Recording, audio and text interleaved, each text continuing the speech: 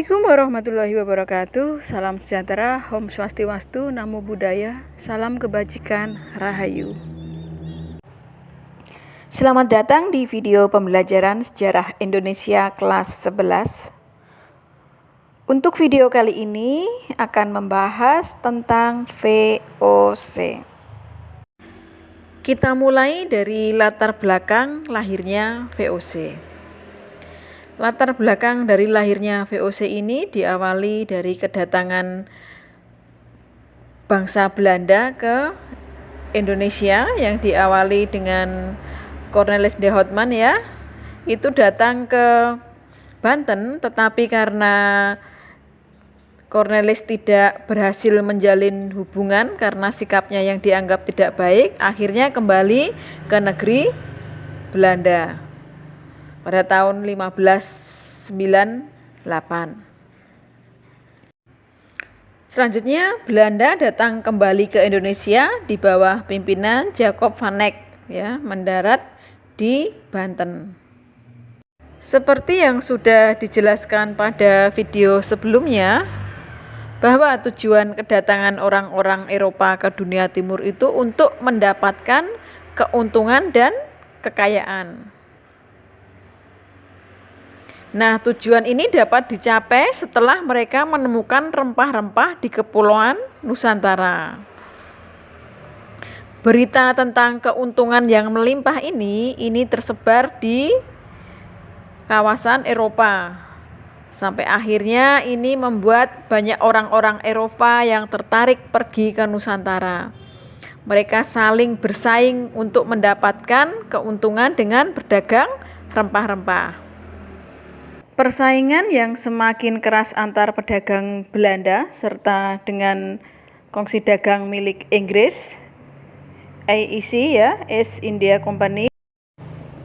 Ini akhirnya Pangeran Maurits atau Prince Maurits sebagai wali raja kerajaan Belanda ini memberikan izin kepada Johan van Oldenbarnevelt ya, menganjurkan untuk menggabungkan semua kongsi dagang dengan maksud agar dapat bersaing dengan kongsi dagang maupun bangsa barat lainnya di Nusantara.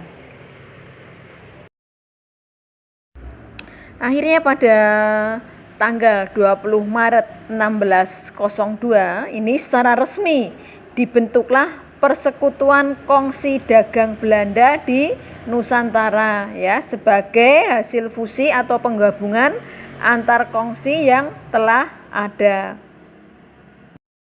Nah, kongsi dagang Belanda ini kemudian diberi nama Verenigde Oost-Indische Compagnie atau VOC, atau dapat disebut dengan Perserikatan Maskapai Perdagangan Hindia Timur atau Kongsi Dagang Hindia Timur. VOC secara resmi didirikan di Amsterdam. Sebagai perkumpulan dagang, ini VOC dapat dikatakan sebagai perusahaan multinasional pertama di dunia ya. Selain didukung organisasi dengan struktur yang baik, VOC juga merupakan kongsi dagang pertama yang melakukan sistem pembagian keuntungan atau dividen ya bagi pemegang sahamnya. Adapun tujuan didirikan VOC ini adalah yang pertama untuk menghindari persaingan dagang yang tidak sehat di antara para pedagang-pedagang dari Belanda. Yang kedua, ini untuk memperkuat posisi Belanda dalam bersaing dengan bangsa Eropa yang lain di Nusantara. Tujuan selanjutnya adalah untuk melaksanakan monopoli perdagangan rempah-rempah di Nusantara. Juga untuk membantu pemerintah Belanda dalam upaya berjuang melawan bangsa Spanyol. VOC ini dipimpin oleh sebuah dewan yang beranggotakan 17 orang direktur ya. Ini disebut dengan Dewan 17 atau The Heren 17. The Heren 17 ini maksudnya para tuan ya, misalnya Lord dan Count ya, dari 17 provinsi yang ada di Belanda sebagai pemilik saham VOC. Mereka ini terdiri atas 8 perwakilan kota pelabuhan dagang di Belanda. Sedangkan markas besarnya ini berkedudukan di Amsterdam ya.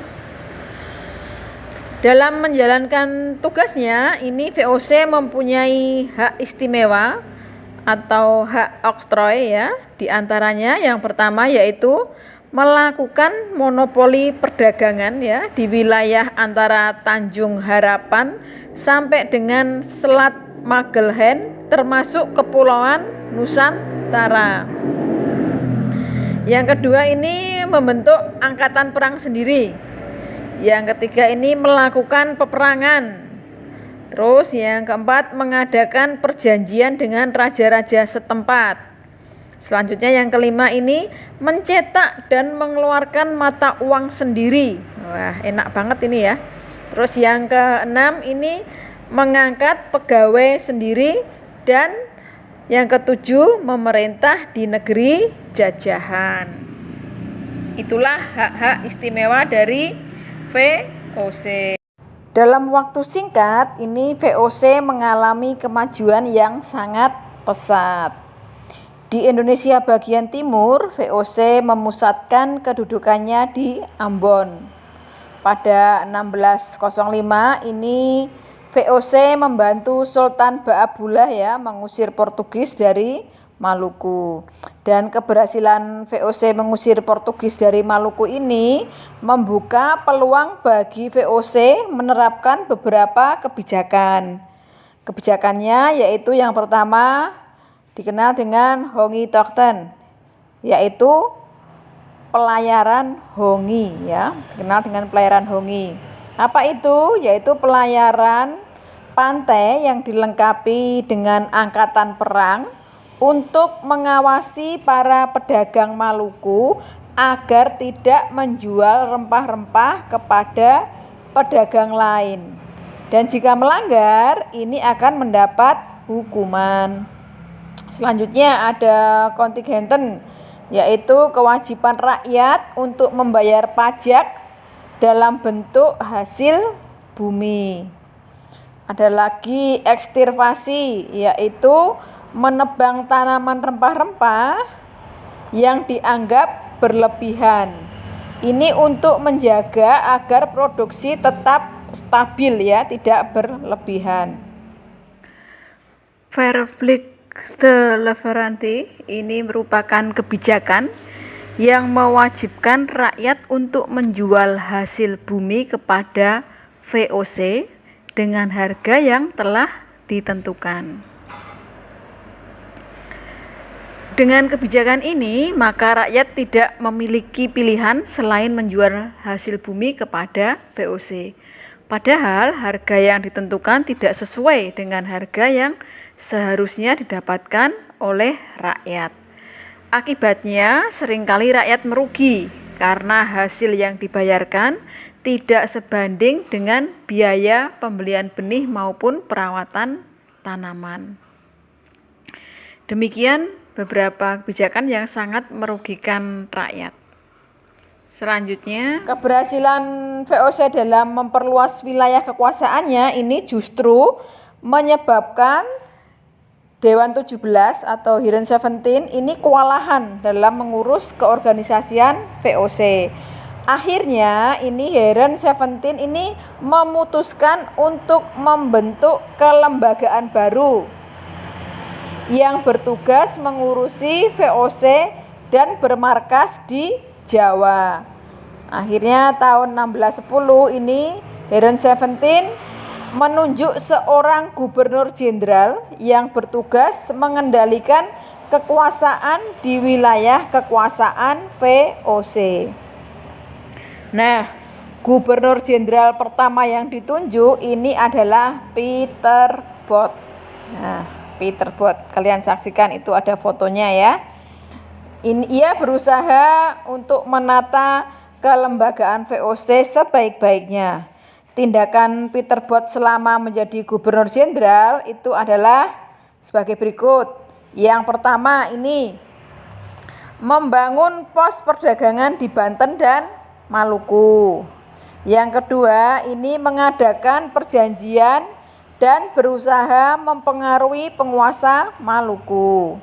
Yang ketiga ini memasuki wilayah Jayakarta dan menjalin hubungan baik dengan penguasa Jayakarta. Yang keempat ini membeli tanah di Jayakarta, yang tanah ini menjadi cikal bakal kota Batavia. Hingga tahun 1619 ini VOC telah melakukan 3 kali pergantian posisi Gubernur Jenderal. Pada tahun 1614 ini kedudukan Peter Both ini digantikan oleh Gerald Rhind yang memerintah selama 1 tahun. Selanjutnya pada tahun 1615 ini Gubernur Jenderal VOC dijabat oleh Lawrence Real. Di bawah kepemimpinannya ini Gubernur Jenderal ini berhasil membangun gedung Mauritius ya di tepi Sungai Ciliwung. Gubernur ini memimpin VOC hingga 1619 dan digantikan oleh Jan Pieter Choon. Gubernur Jenderal J.P. Choon ini memiliki tugas yang sangat berat ya, yaitu merebut Jayakarta dari kekuasaan Banten ya. Untuk melaksanakan tugas tersebut, J.P. Choon ini menggerakkan 18 kapal perang untuk menyerang Jayakarta. Tanggal 30 Mei 1619 ini pasukan J.P. Choon ini berhasil menguasai Jayakarta dan membakar isi kota Jayakarta. Selanjutnya J.P. Choon membangun kota baru di atas puing-puing Jayakarta ya. Kota baru tersebut diberi nama Batavia. Sejak saat itu Batavia menjadi pusat kekuasaan VOC ya. Setelah memiliki basis kekuasaan di Ambon dan Batavia, ini VOC berusaha memperluas wilayah kekuasaannya. Untuk memperluas wilayah kekuasaannya, ini VOC pandai memanfaatkan konflik-konflik pribumi ya. Dalam konflik yang terjadi ini biasanya penguasa setempat ini akan meminta bantuan kepada VOC. Setelah berhasil, VOC akan meminta imbalan kepada penguasa tersebut. Biasanya imbalan yang diminta VOC berupa daerah kekuasaan. Daerah tersebut akan dijadikan pangkalan VOC dan tempat pemasaran barang dagangannya ya. Kerjasama seperti ini biasanya menyebabkan penguasa pribumi bergantung kepada VOC. Kita lanjutkan ke akhir dari VOC ya. Jadi setelah berkuasa selama ratusan tahun di Nusantara, ini VOC mengalami beberapa kemunduran. Permasalahan tersebut disebabkan karena beberapa hal, baik dari dalam pemerintahan VOC maupun dari pusat pemerintahan kerajaan Belanda ya, sebagai poros berdirinya VOC di Nusantara, serta berakhir dengan bubarnya VOC di Nusantara tahun 1799 ya, yang disebabkan oleh beberapa faktor. Di antaranya yang pertama yaitu faktor dari dalam atau internal. Ini karena adanya korupsi dari semua tingkatan ya, dari pegawainya yang banyak korupsi. Terus ada lagi adanya perdagangan gelap. Adanya perdagangan gelap ini dimanfaatkan oleh kepentingan dari individu para pegawainya untuk memperkaya diri sendiri. Terus yang ketiga ini karena penyalahgunaan kekuasaan pegawai ya. Jadi banyak pegawai VOC termasuk gubernur jenderalnya yang sedang menjabat menyalahgunakan jabatannya dengan kekuasaan yang semakin tinggi. Ini menyebabkan adanya penggelembungan anggaran pada VOC. Ada lagi ini alokasi anggaran yang kurang tepat karena banyaknya perlawanan di berbagai daerah. Ini akibatnya kebijakan VOC ini menyebabkan penggelembungan anggaran untuk melawan perlawanan rakyat di daerah-daerah. Terus ada lagi ini pemasukan yang semakin kecil ya. Terus sebab selanjutnya ini karena persaingan dagang dengan negara Eropa lain seperti Inggris, Perancis, Portugis dan sebagainya. Sedangkan dari faktor eksternal ini pada tahun 1795 ini di Belanda terjadi peristiwa penting. Apa itu peristiwanya? Yaitu penguasaan paham republik ya dari pengaruh Napoleon Bonaparte ya. Raja Belanda William V ini digulingkan oleh kaum Republikan Belanda ya. Selanjutnya Republik baru ini menjadi semacam bawahan dari Perancis ya.